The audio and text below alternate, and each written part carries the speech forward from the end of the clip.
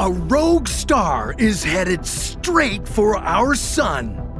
If these two stars slam into each other, it could spell the end of all life on our planet. How could a rogue star end up in our solar system? What would this epic collision look like? And how much time do you have to live? This is What If, and here's what would happen if a rogue star collided with the sun. As the name would suggest, rogue stars drift through space. They don't belong to any particular galaxy, or if they once did, they've been ejected from their homes at some point by supernovas or two galaxies ramming into each other. Whatever it is that sends these stars hurtling away from the gravitational pull of their original galaxies, it fires them off at very high speeds. In order to break free of our own Milky Way galaxy, a star would need to move as fast as 550 kilometers per second. Luckily, our sun is only moving at a mere 200 kilometers per second, not nearly fast enough to become rogue. But these wandering stars aren't all that uncommon. They may even account for as many as half of the 200 billion trillion stars in the universe. And one of them could be headed toward our sun right now. Meet Gliese 710. This rogue dwarf star is on a trajectory that would bring it close to our solar system in around 1.3 million years. When Gliese 710 eventually reaches us, it would enter the outermost section of our solar system, the Oort Cloud, at a speed of about 51,500 kilometers per hour. It could send the icy bodies out there flying in different directions, maybe even right toward Earth. Once it has reached Neptune, the countdown to the epic collision would begin. T-minus 10 years till the impact with the sun. At this point, you'd better just plan to live your best life while preparing for the upcoming apocalypse.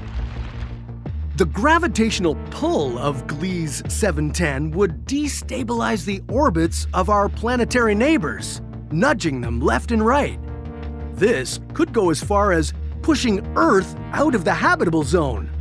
Or it could turn us into a rogue planet after unceremoniously being catapulted out of the solar system. After 10 years, it would finally be getting close to collision time. As each day passes, things are only going to get worse. One possibility is that the Sun and Gliese 710 would merge into a red nova.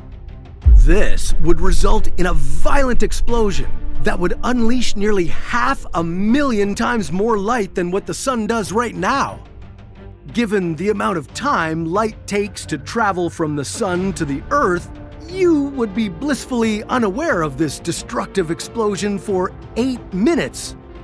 But the moment you do find out, all that light would likely blind you in a millisecond and then immediately fry you on the spot.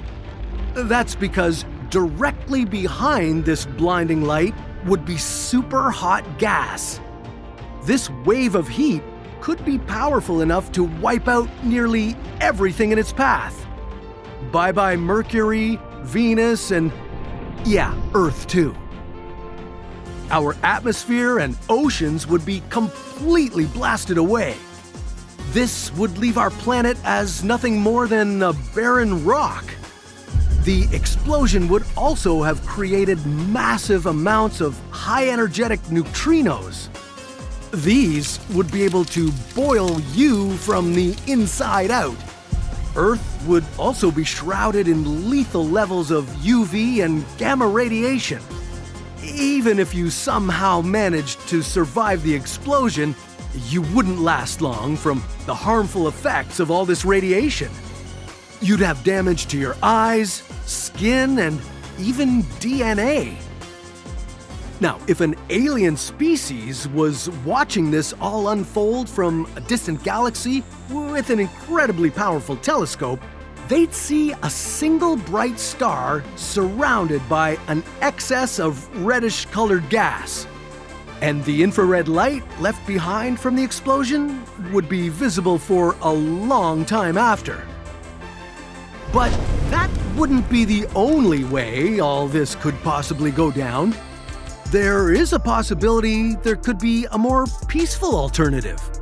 Yeah, if the two stars are moving a bit slower relative to each other, they could end up merging into one massive new star as they orbit each other.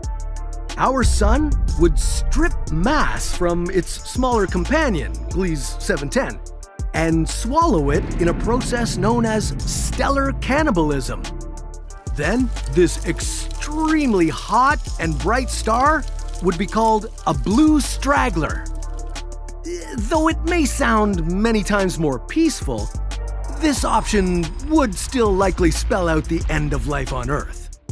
With our Sun now a massive blue star, the habitable zone of our solar system would be pushed further away.